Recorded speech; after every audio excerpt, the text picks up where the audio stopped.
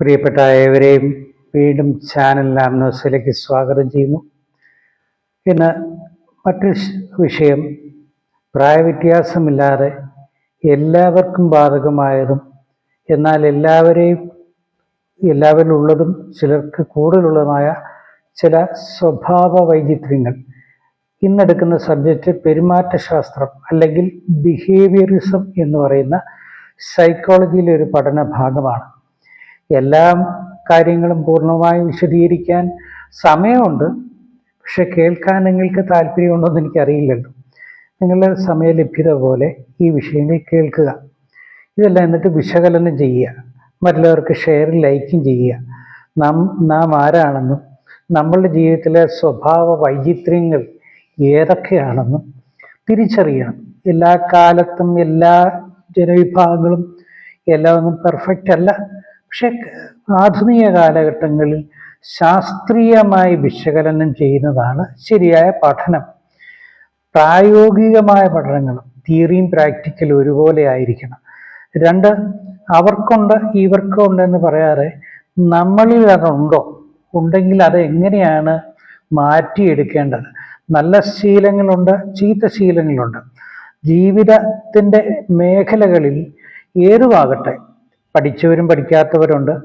അപ്പം ചില കാര്യങ്ങൾ നാം മനസ്സിലാക്കാൻ ആഗ്രഹിക്കുന്നുവെങ്കിൽ നമ്മുടെ ജീവിതത്തിൻ്റെ ഗതി തന്നെ മാറ്റാൻ ഇടയാണ്. ഏവരും സന്തോഷമായിരിക്കുമെന്ന് വിചാരിക്കട്ടെ. ജീവിതത്തിലെ പ്രശ്നങ്ങളും പ്രതിസന്ധികളും രാഷ്ട്രീയ മേഖലകൾ, തൊഴിൽ മേഖലയിലൊക്കെ പ്രശ്നങ്ങളുണ്ടെങ്കിലും അതൊരു വശത്തൂടെ പോകുമ്പോൾ നാം നമ്മുടെ സ്വഭാവത്തെയും ജീവിതത്തെയും ക്രമീകരിച്ചുകൊണ്ട് ജീവിതത്തിൽ കുറച്ചുകൂടി വിജയം വരിക്കാൻ അതിന് ഇടവരട്ടെ എന്ന് ആശംസിച്ചുകൊണ്ട് ഇന്നത്തെ സബ്ജക്റ്റിൻ്റെ ആഴങ്ങളിലേക്ക് കടക്കാം. എല്ലാ മനുഷ്യരെയും പെരുമാറ്റങ്ങൾ ശ്രദ്ധിച്ചാൽ വ്യത്യസ്തമാണെന്ന് കാണാം. അതിന് വലിയ പഠനം വേണ്ട. പാവ്ലോ എന്ന റഷ്യൻ ഫിസിയോളജിസ്റ്റ് നായ്ക്കളിൽ നടത്തിയ ചില പരീക്ഷണങ്ങളും നിരീക്ഷണങ്ങളുമാണ് ബിഹേവിയറിസത്തിൻ്റെ ആശയങ്ങൾ മനഃശാസ്ത്രപരമായി ആദ്യം അവതരിപ്പിച്ചത്. മനുഷ്യരെ മാത്രമല്ല, പക്ഷിമൃഗങ്ങൾക്കും പെരുമാറ്റങ്ങളുണ്ട്. അത് പരിശീലനത്തോടെ മാറ്റിയെടുക്കാം, അല്ലാതെ മാറ്റിയെടുക്കാം. നായ്ക്കൾക്ക് ഭക്ഷണം നൽകിയാൽ, അല്ലെങ്കിൽ പട്ടികൾക്ക് നായ്ക്കൾക്കും ഭക്ഷണം നൽകിയാൽ യജമാനെ സ്നേഹിക്കുന്നത് അതാരും പഠിപ്പിച്ചതല്ല, ആ വർഗസ്നേഹമാണ്. പൂച്ചകൾക്ക് അങ്ങനെയില്ല. പൂച്ചകൾക്ക് വിശക്കുമ്പോൾ മാത്രം വളർത്തുന്ന വീട്ടിലുള്ളവരുടെ മുട്ടിയിരുമി വരും, ചുറ്റി നടക്കും, എന്തെങ്കിലും വിശപ്പിന് കിട്ടിയാൽ തിന്നും, എവിടെയെങ്കിലും പോയി സെറ്റ് ചെയ്യലോ എവിടെയെങ്കിലും പോയി വിശ്രമിക്കും. നായ്ക്കൾ അങ്ങനെയല്ല. ഒരിക്കൽ നാം കൊടുത്താൽ അതിൻ്റെ ആ നന്ദി ഒരിക്കലും മറക്കുകയില്ല. അപ്പോൾ നായ്ക്കളിലാണ് ഈ പാവ്ലോ എന്ന റഷ്യൻ ശാസ്ത്രജ്ഞൻ പരീക്ഷണം നടത്തിയത്. അപ്പോൾ എന്തിനാ ഈ പരീക്ഷ നടത്തിയതെന്ന് വെച്ചാൽ, ആദ്യകാലങ്ങളിൽ ചില സമയങ്ങളിൽ അദ്ദേഹം ഒരു ബെല്ലടിക്കും. കൂട്ടിലിരിക്കുന്ന പട്ടിക്ക് ഈ ബെൽ ശബ്ദം കേൾക്കുമ്പോൾ തനിക്ക് യജമാനൻ ആ സമയത്ത് തന്നെ ഭക്ഷണം കൊടുക്കും. അങ്ങനെ കുറേ നാൾ ആദ്യം ബെല്ലടിക്കുന്നു, ഭക്ഷണം കിട്ടുന്നു. ഇതിങ്ങനെ തുടർമാനമായി പോയി കഴിഞ്ഞ് അദ്ദേഹം ബെല്ലടി തുടർന്നുവെങ്കിലും അപ്പോൾ തന്നെ പട്ടി കിടക്കുകയാണെങ്കിൽ ഇരിക്കുകയാണെങ്കിൽ എഴുന്നേറ്റ് വാലൊക്കെ ആട്ടി വളരെ ആകാംക്ഷയോടെ തനിക്ക് ഭക്ഷണം കഴിക്കാൻ ലഭിക്കുമെന്ന ആഗ്രഹത്തോടുകൂടെ നിൽക്കും. കുറെ കാലം കഴിഞ്ഞപ്പോൾ ഭക്ഷണം കിട്ടിയില്ലെങ്കിലും ബെല്ലിന്റെ ശബ്ദം കേൾക്കുമ്പോൾ ഈ പ്രവണത തുടരുന്ന ഒരു ഘട്ടം വന്നതാണ് ഈ ശാസ്ത്രജ്ഞന്റെ പഠനം.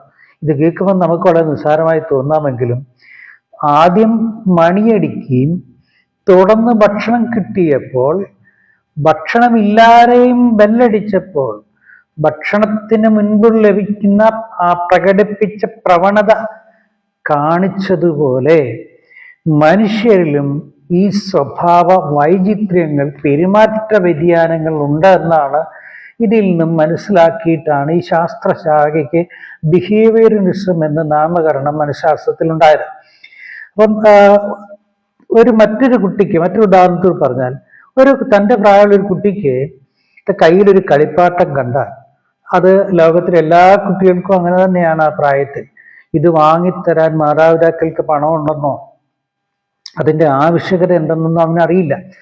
മറ്റൊരു കുട്ടിയുടെ കൈ കണ്ട അതേപോലത്തെ ഒരു കളിപ്പാട്ടം, പാവ പെൺകുട്ടികളാണെങ്കിൽ പാവയോ എന്തെങ്കിലും കളിപ്പാട്ടം എന്തെങ്കിലും ഉണ്ടെങ്കിൽ അതും തനിക്ക് വേണമെന്ന് കണ്ടിട്ട് അതുപോലെ തന്നെ തനിക്ക് കിട്ടാൻ വേണ്ടി ശഠിച്ചുകൊണ്ട് മറ്റുള്ളവർ കാണുമെന്നോ കേൾക്കുമെന്നോ മനസ്സിലാക്കാതെ വീട്ടിൽ ചെയ്യുന്ന അതേ പ്രവണത മാതാപിതാക്കളെ ചീത്ത വിളിച്ചും പട്ടി എന്നൊക്കെ വിളിച്ചും കൈ കിട്ടുന്നൊക്കെ വലിച്ചെറിഞ്ഞും ഒക്കെ റെയിൽവേ സ്റ്റേഷനോ എയർപോർട്ടെന്നോ അല്ലെങ്കിൽ വലിയ സൂപ്പർ മാർക്കറ്റെന്നൊന്നും അറിയാതെ ഈ കുട്ടി അങ്ങനെ ചെയ്യുമ്പോൾ ഗതിയില്ലാതെ വന്ന് മാതാപിതാക്കൾക്ക് ഇഷ്ടമില്ലെങ്കിലും വാങ്ങാൻ അതിൻ്റെ പണമില്ലെങ്കിലും എങ്ങനെയെങ്കിലും ഈ കുട്ടിക്ക് ആ കളിപ്പാട്ടം അല്ലെങ്കിൽ ആ കുട്ടി ഉദ്ദേശിച്ച വസ്തു വാങ്ങിക്കൊടുക്കുന്നു.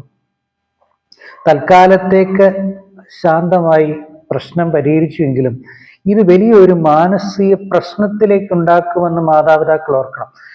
ആ ചെറിയ മനസ്സിൽ ഗൂഢമായി പതിയുന്നൊരു സ്വഭാവമുണ്ട്.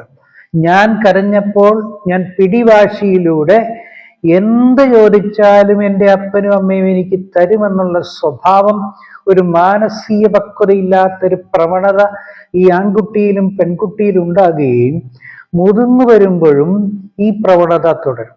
അവസാനം പെൺകുട്ടിയാണെങ്കിൽ വിവാഹാനന്തരവും ഈ ബാല്യപ്രായത്തിൽ ചെയ്ത സ്വഭാവം ഭർത്താവിനോടെടുക്കും.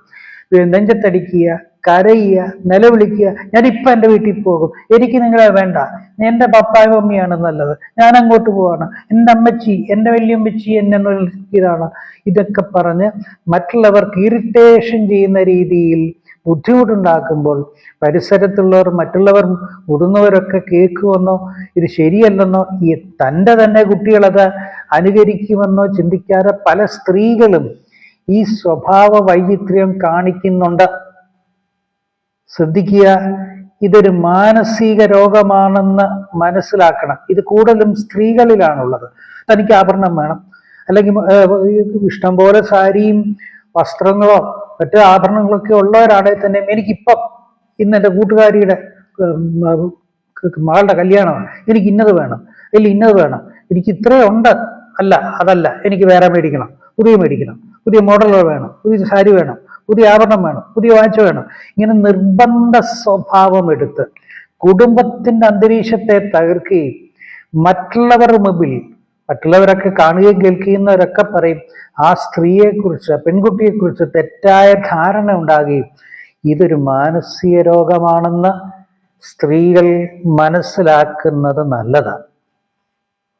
അത് DNA വഴി പിന്നെയും അവരുടെ കുട്ടികളിലും ഉണ്ടാകുമെന്ന് മറക്കരുത്.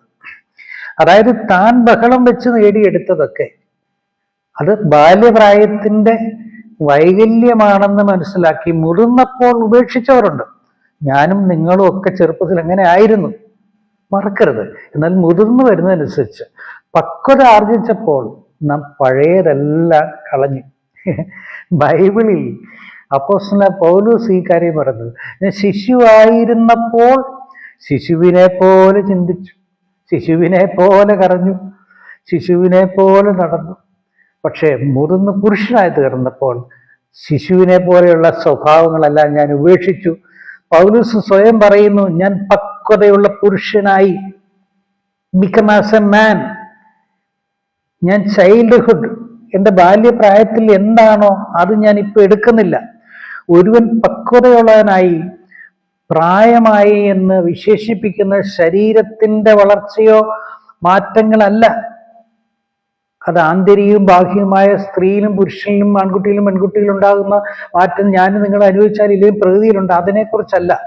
സ്വഭാവം, പെരുമാറ്റം, ഇതിൻ്റെ മലയാളം തന്നെ പെരുമാറ്റ ശാസ്ത്രം, ബിഹേവിയറിനിസം എന്താണെന്ന് മുതിർന്നവർ മനസ്സിലാക്കി നിങ്ങളുടെ കുട്ടികളെ പഠിപ്പിക്കണം. പ്രത്യേകിച്ച് ആധുനിക കാലത്ത് മാതാവും പിതാവും ജോലിക്ക് പോകുമ്പോൾ വല്യമ്മയുടെ കൂടെ ആരുടെയെങ്കിലുമൊക്കെ അല്ലെങ്കിൽ വിദേശ രാജ്യങ്ങളിൽ കുട്ടികളെ ബേബി സിറ്റിങ്ങിന് വിടുന്നു, വലിയൊരു ഫീസാണ്. അപ്പോൾ അത് ഒഴിവാക്കാൻ വേണ്ടി ഞങ്ങളുടെ ജോലി ഞങ്ങൾക്ക് സമ്പാദിക്കാൻ വേണ്ടി തങ്ങളുടെ മക്കൾ പ്രശ്നമുണ്ടാകാതിരിക്കാൻ വേണ്ടി മൊബൈൽ കൊടുക്കുന്നു, ആവശ്യമുള്ള എല്ലാം കൊടുക്കുന്നു, എങ്ങനെയെങ്കിലും ഒഴിവാക്കി കുറച്ചു നേരത്തേക്ക് ഫുഡൊക്കെ ഉണ്ടാക്കുന്നു, പെട്ടെന്ന് ജോലിക്ക് പോകുന്നു. നിങ്ങൾ നിങ്ങളുടെ സ്വാർത്ഥ താല്പര്യങ്ങൾക്ക് വേണ്ടി ചെയ്യുന്ന പ്രവണത നിങ്ങളുടെ കുട്ടികൾക്കൂടെ നിങ്ങൾക്ക് തന്നെ തിരിച്ചടിയാകും. ആധുനിക കാലത്തെ പ്രശ്നങ്ങളാണ്. അതുകൊണ്ട് ഇതൊന്നും വേണ്ടെന്നല്ല പറഞ്ഞത്. അപ്പോൾ പിടിവാശി ചെയ്യുന്ന കുട്ടികളെ കാര്യകാരണസഹിതം അന്നേരം പറഞ്ഞ് ബോധ്യമാക്കിയില്ലെങ്കിലും പിന്നീട് ബോധ്യപ്പെടുത്തണം. അങ്ങനെ തങ്ങളുടെ കുട്ടികളെ അവരുടെ നിർബന്ധ സ്വഭാവത്തിൽ നിന്ന് മാറ്റം വരുത്താൻ ശ്രമിക്കണമെന്നാണ് എനിക്ക് പറയാനുള്ളത്. അപ്പോൾ ആ പൈതൽ കുഞ്ഞായിരിക്കുമ്പോൾ തനിക്ക് നേടാൻ കഴിഞ്ഞത് വലുതായി കഴിയുമ്പോൾ പബ്ലിക് കാണുകയാണ് ഈ സ്വഭാവമെങ്കിൽ ആ കുട്ടിയെക്കുറിച്ചൊരു തെറ്റായ ധാരണ മറ്റുള്ളവർക്കുണ്ടാകും. ഈ കുട്ടികളുടെ സ്വഭാവം ഇതിൻ്റെ ഒരു കാരണമാണ്. എല്ലാ ദിനചര്യകൾക്കും ഒരു സമയക്രമം നിശ്ചയിക്കുന്ന ജീവിത വിജയതത്വമായിരിക്കും. അതായത് എടുത്തിയാട്ടം, പിറുവിറുപ്പ്, അനുസരണമില്ലായ്മ, മാതാപിതാക്കൾ, അധ്യാപകർ തുടങ്ങി മുതിർന്നവരെ ഇവിടെ നിർദ്ദേശങ്ങൾ അനുസരിക്കാതിരിക്കുക എന്നിവയെല്ലാം ബാല്യപ്രായത്തിൽ പ്രത്യേകിച്ച് ആൺകുട്ടികളിൽ കാണുന്ന സ്വഭാവമാണ്. അത് കൂടുതലും പെൺകുട്ടികൾക്ക് അത്രയുമില്ല, എന്നാലും എല്ലാവർക്കും ഉണ്ട്. ഈ പഠന വൈകല്യമുള്ള അല്ലെങ്കിൽ സ്പെസിഫിക് ലേണിംഗ് ഡിസോർഡർ, ഡയലക്സിയ, അതൊരു ഡയലക്സിയ എന്ന് പറയുന്നത് ഗ്രീക്ക് പദമാണ്, വികലമായതെന്നാണ്, വൈകല്യം എന്നൊക്കെയാണ്. വായനാശീലത്തിൽ മാറ്റുണ്ട്. ചില കുട്ടികൾ കണ്ടിട്ടില്ലേ, ABCD അൽഫബറ്റിക് എഴുതാൻ തുടങ്ങിയ പറഞ്ഞാൽ കുറച്ച് ആദ്യം അത് മുഴുവൻ എഴുതിയിട്ട് പിന്നീട് തങ്ങൾക്ക് ഇഷ്ടമുള്ള അക്ഷരം മാത്രം, ഡിയോടാണ് താല്പര്യം, ഡി മുഴുവൻ എഴുതി വെക്കും. അതാണ് ഡയലക്സിയ എന്ന് പറയുന്നത്. ഡയലക്സിയ അത് ഇതിൻ്റെ അകത്ത് എഴുതി കാണിക്കാം. അക്ഷരങ്ങളുടെ ഈ വികല തോന്നുക, 26 അക്ഷരത്തിൽ അൽഫാബറ്റിക് എഴുതിക്കൊണ്ടുവരാനായിട്ട് നമ്മളൊക്കെ ചെറിയ ക്ലാസ്സിലൊക്കെ അങ്ങനെയല്ലായിരുന്നു, മലയാളത്തിലായാലും ഇംഗ്ലീഷിലാണെങ്കിലും അതൊക്കെ എഴുതി പഠിക്കുക, അങ്ങനെയാണല്ലോ പഠിക്കുന്നത്, ഭാഷകൾ പഠിച്ചത്. എന്നാൽ ഈ ഡയലക്സിയ ഉള്ള കുട്ടികൾ അവരിൽ തന്നെ ഉണ്ടാകുന്ന ഒരു വൈകല്യം, അതിനെ അടിക്കുകയോ ശിക്ഷിക്കുകയോ വഴക്ക് പറയുകയോ ചെയ്യരുതെന്ന് മാതാപിതാക്കളോട് താഴ്മയായ വിനയത്തോട് പറയട്ടെ, അതൊരു വൈകല്യമാണ്. അത് കാലക്രമേണ മാറ്റാൻ കഴിയും. അതിന് ചില നിർദ്ദേശങ്ങളിലൂടെയാണ് ഇതിൽ തരുന്നത്. ഇതൊരു സൈക്കോളജിക്കൽ പഠനമാണ്, മറക്കരുത്. അപ്പോൾ ഈ പഠന വൈകല്യങ്ങളിൽ ചിലർക്ക് അക്ഷരങ്ങളെ സ്നേഹിക്കും, ചിലർ പടം വരയ്ക്കും. എന്തെങ്കിലും ഏത് സബ്ജക്റ്റ് പഠിക്കാൻ പറഞ്ഞാലും അവർക്ക് ഇഷ്ടമുള്ളത് ചിത്രം വരച്ചോണ്ടിരിക്കും. അപ്പോൾ ടീച്ചർ വഴക്ക് പറയും, നിങ്ങളുടെ കുട്ടിക്ക് ശരിയല്ല, നിങ്ങളുടെ കുട്ടിയെ സ്കൂളിൽ വേണ്ടെന്നൊക്കെ പറയും. ഇതിന് ഏറ്റവും വലിയ ഉദാഹരണമാണ് തോമസ് ആൽവാ എഡിസൺ. ബാല്യപ്രായത്തിൽ ഭയങ്കര വികൃതി ഇതൊക്കെ ഉണ്ടായിരുന്നു. അവസാനം അവരുടെ ടീച്ചർ ഈ അമ്മയ്ക്ക് ഒരു എഴുത്തെഴുതി, നമ്മുടെ എഴുത്തെ പോലല്ല, കുറെ കൂടെ ഒക്കെ ടെക്നിക്കലി കുറെ കൂടെ എസ്റ്റാബ്ലിഷ് ആണല്ലോ പാശ്ചാത്യ ലോകം, നമ്മളുമായിട്ട് കമ്പയർ ചെയ്യാനേ പറ്റത്തില്ല. ഇവരെഴുതിയിട്ട് ഒരു എൻവലപ്പ് കവറിൽ ഇട്ടിട്ട് പറഞ്ഞു, മോനിത് മമ്മിക്ക് കൊടുക്കാൻ പറഞ്ഞു. അമ്മ ടീച്ചർ എഴുതാൻ അറിയാം, നിങ്ങളുടെ മോനെ പോലൊരു മണ്ട ശിരോമണി ക്ലാസ് ശ്രദ്ധിക്കുകയില്ല, ഈ പറഞ്ഞ പോലെ പഠന വൈകല്യമൊക്കെ ഉണ്ട്, അതുകൊണ്ട് നിങ്ങൾ നിങ്ങളുടെ മകനെ വേറെ ഏതെങ്കിലും സ്കൂളിൽ ചേർക്കുക, ഞങ്ങളെ ബുദ്ധിമുട്ടിക്കരുതെന്ന് പറഞ്ഞു. പക്ഷേ അമ്മ വായിച്ചിട്ട് നമ്മളുടെ സാധാരണ സഹോദരിമാർ ചെയ്യുന്നത്, ദൈവമേ ഞാൻ നിന്നെ പ്രസവിച്ചല്ലോടാ, എനിക്ക് എന്തോ ഒരു കഷ്ടമാണ്, ഈ കാലക്കേടായല്ലോ, അങ്ങനെ ഇങ്ങനെയൊന്നും പറഞ്ഞ് നെഞ്ചത്തടിക്കുകയോ നിലവിളിക്കുകയോ അവനെ തല്ലുകയല്ല ചെയ്ത്, മറിച്ച് മമ്മി എന്താ ടീച്ചർ ഒന്നുമില്ല മോനെ. അപ്പൊ ടീച്ചർ പറഞ്ഞതിൻ്റെ ഓപ്പോസിറ്റായിട്ട് പറഞ്ഞു, മോൻ ഭയങ്കര പണ്ഡിതനാണെന്നും മിടുക്കനാണെന്നും അത് നിന്നെപ്പോലെ ബുദ്ധിയുള്ള ഒരു കുട്ടിയെ പഠിപ്പിക്കാൻ ഈ സ്കൂളിൽ അതിനുള്ള നിലവാരമില്ല, അതുകൊണ്ട് മറ്റൊരു സ്കൂളിൽ വിട്ടിട്ട് മോനെ പഠിപ്പിക്കാനാണ് ടീച്ചർ എഴുതി കേട്ടോ എന്ന് പറഞ്ഞ് അവനെ സമാധാനിപ്പിച്ച് അവനൊരു ഉമ്മയെ കൊടുത്ത് പറഞ്ഞു, മോനെ മിടുക്കനാണ് കേട്ടോ, നീ ഭാവിയിൽ വലിയവനാകും എന്നൊക്കെ പറഞ്ഞു. ഇതൊരു പോസിറ്റീവ് ആണെങ്കിലും ഓർക്കണം, ആ ചെറിയ പ്രായത്തിൽ നെഗറ്റീവ് കൊടുത്താൽ നേരത്തെ പറഞ്ഞതുപോലെ നെഗറ്റീവായാലും പോസിറ്റീവായാലും ഒരു ആവർത്തനമായി കൂടുതലായാലും കുഴപ്പം, കുറഞ്ഞാലും കുഴപ്പം. അപ്പം നെഗറ്റീവ് പറഞ്ഞു കഴിഞ്ഞാൽ അവൻ്റെ സ്വഭാവം പാടെ മാറി, ശരിയല്ലെന്ന് തോന്നുന്നു. എന്നാൽ അമ്മ വഴി പോസിറ്റീവ് ആൻസർ കൊടുത്തു. ഇനി അതിൻ്റെ ബാലൻസ് പറയാം കേട്ടോ. അങ്ങനെ ദീർഘവർഷങ്ങൾ കഴിഞ്ഞു. തോമസ് ആൽവാ എഡിസൺ പ്രസിദ്ധനായ ലോകത്തിൽ ഏറ്റവും കൂടുതൽ കണ്ടുപിടുത്തത്തിനുള്ള റെക്കോർഡ് നേടിയ ആ മനുഷ്യൻ അങ്ങനെ കാലങ്ങൾ നീണ്ടുപോയി. താൻ പ്രസിദ്ധനായെങ്കിലും അമ്മ മരിച്ചു. അങ്ങനെ ദീർഘവർഷം ശേഷം ഏതൊക്കെയോ തപ്പിപ്പോകുമ്പോൾ തങ്ങളുടെ വീടിൻ്റെ അടിത്തറയിൽ ഒരു മുറിയിൽ പണ്ടെൻ്റെ ടീച്ചർ എഴുതിയ എഴുത്ത് വായിച്ച് കരഞ്ഞു. എന്താ കരഞ്ഞെന്നറിയാമോ? ടീച്ചർ എഴുതിയത് നീ മന്ദബുദ്ധിയാണെന്നാ, പക്ഷെ അമ്മ എന്നോട് പറഞ്ഞത് നീ ഏറ്റവും ബുദ്ധിമാനാണെന്നാ. അപ്പോൾ ഇതാണ് ഈ ബിഹേവിയറിസം, നെഗറ്റീവിലേക്കും പോസിറ്റീവിലേക്കും എല്ലാവരെയും നയിക്കുന്ന ഘടകമാണ്. എന്നാൽ മുതിർന്നതിന് ശേഷം ഇങ്ങനെ വേണമെന്നില്ല. അത് കള്ളത്തരമാണ്, വ്യാജമാണ്. പ്രായവും പക്വതയും വന്ന ഒരാളെ കുറിച്ച് നെഗറ്റീവ് ഒന്നുമില്ല കേട്ടോ. പുള്ളിക്കാരൻ നല്ല മിടുക്കനാന്ന് പറയുന്നത് തെറ്റാണ്. അത് ഒരിക്കലും അംഗീകരിക്കാൻ കഴിയില്ല. ദൈവം മുൻപാകെ മനുഷ്യ മുൻപാകെ തെറ്റാ. എന്നാൽ ചെറിയ കുട്ടികൾ, അപ്പോൾ ബിഹേവിയറിസത്തിൽ കുട്ടികളെ ശ്രദ്ധിക്കേണ്ട പല ഘടകങ്ങളിൽ ഒന്നാണ് ഞാൻ ഈ തോമസ് ആൽവ എഡിസന്റെ കാര്യങ്ങളിലൂടെ പറഞ്ഞത്. അപ്പൊ ചിത്രരചന, സംഗീതം, മറ്റ് കലകൾ, സ്പോർട്സ്, മെക്കാനിക്കൽ മേഖലയിൽ ഇതൊക്കെ നമ്മൾ അതിപ്രസിദ്ധരായവരൊക്കെ എല്ലാവരും ബാല്യപ്രായത്തിൽ ഇങ്ങനെ പക്വതയുള്ളവരാണെന്ന് നിങ്ങൾ വിചാരിക്കുന്നതെങ്കിൽ തെറ്റിപ്പോയി കേട്ടോ. തെറ്റാ. ബാല്യപ്രായത്തിൽ അതിൻ്റെതായ ശൈലിയൊക്കെ ഉണ്ടെങ്കിലും മുതിർന്നു വരുമ്പോൾ പക്വതയുള്ളവരാകാൻ കാരണം ഒന്നുകിൽ അവരുടെ മാതാപിതാക്കൾ, അല്ലെങ്കിൽ ഗ്രാൻഡ് പേരൻസ്, അല്ലെങ്കിൽ ടീച്ചേഴ്സ്. എൻ്റെയൊക്കെ ചെറുപ്പകാലങ്ങളിൽ അധ്യാപകർ എന്ന് വെച്ച് കഴിഞ്ഞാൽ നല്ല മാതൃകയുള്ളവരായിരുന്നു. ശിക്ഷിക്കുകയും ചെയ്യും, ശാസിക്കുകയും ചെയ്യും, അതോടൊപ്പം നല്ല കാര്യങ്ങൾ പഠിപ്പിക്കുകയും വിമർശിക്കുകയും ചെയ്യുമായിരുന്നു. കുട്ടികളൊക്കെ കളിയാക്കിയതിന് കണക്കില്ല. അപ്പോൾ ഇതെല്ലാം ചേരുന്നതാണ് ഒരു വ്യക്തിയുടെ സ്വഭാവത്തെ രൂപപ്പെടുത്തുന്നത്. അപ്പോൾ 1-ാം എപ്പിസോഡ് ഞാനിവിടെ വൈൻഡപ്പ് ചെയ്യാണ്. തുടർന്നും നിങ്ങൾ എൻ്റെ ക്ലാസ് കേൾക്കുക, ഷെയർ ചെയ്യുക, ലൈക്ക് ചെയ്യുക. നമ്മൾ മാറേണ്ടത് മാറ്റി വളരേണ്ടതുപോലെ വളരുവാൻ നല്ല പൗരന്മാരായി രാജ്യത്തിൻ്റെ പുരോഗതിക്ക് ഇടയാകട്ടെ.